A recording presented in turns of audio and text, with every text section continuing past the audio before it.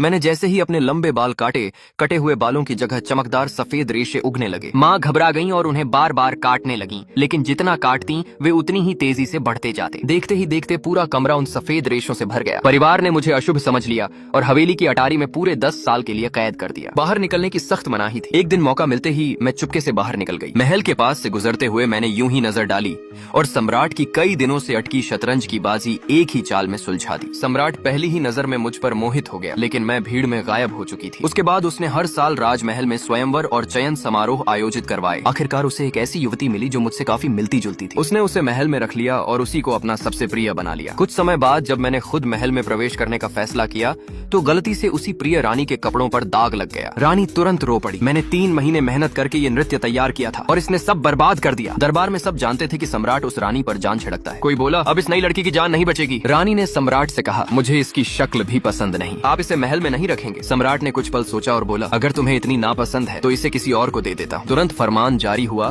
कि राजकुमारी आर्या को राज परिवार के किसी भी राजकुमार में से अपनी पसंद का पति चुनने की अनुमति दी जाती है। सबको लगा कि यह अपमान है, लेकिन मैंने मुस्कुराकर फरमान स्वीकार कर लिया। मेरी सहेली ने हैरानी से पूछा, आपने धन्यवाद क्यों कहा? सबको पता है कि आपको सिर्फ रानी की एक बात पर महल से निकाल दिया गया है। मैंने शांत स्वर में कहा, महल में किसी की उपेक्षित रखैल बनकर रहने से कहीं बेहतर है किसी की सम्मानित पत्नी बनना। कुछ दिन बाद महारानी, जो मेरी बुआ भी थी, पछतावे के साथ बोली, मैंने सोचा था तुम्हें महारानी बनाऊंगी। बचपन से बीमारी के कारण तुम 13 साल औषधियों की घाटी में रही। तुम्हारे माता पिता चाहते थे कि तुम्हें एक अच्छा भविष्य मिले। सम्राट ने भी पहले हामी भर दी थी, लेकिन अब उस रानी के लिए उसने सब बदल दिया। मैंने पूछा, क्या वह रानी सच में इतनी खास है? बुआ ने गहरी सांस ली। सम्राट उसे रानी नहीं, अपनी एकमात्र पत्नी मानता है। यह सुनकर मुझे सब समझ आ गया। फिर महल में मेरा विवाह तय करने के लिए चिट्ठियां डलवाई गईं। जो नाम निकला वह था युवराज आदित्य। सब हैरान रह गए, लेकिन मैंने इसे भी किस्मत मानकर स्वीकार कर लिया। मैंने मन ही मन सोचा, शायद महल से दूर रहना ही मेरे लिए बेहतर है। एक दिन सम्राट ने मुझे अकेले बुलाया। मैंने सोचा था कि वह मुझे सजा देगा, लेकिन उसने सिर्फ इतना पूछा, सुना है तुम कई साल औषधियों की घाटी में रही। मैं तुमसे एक लड़की के बारे में पूछना चाहता हूँ। मैं कुछ समझ पाती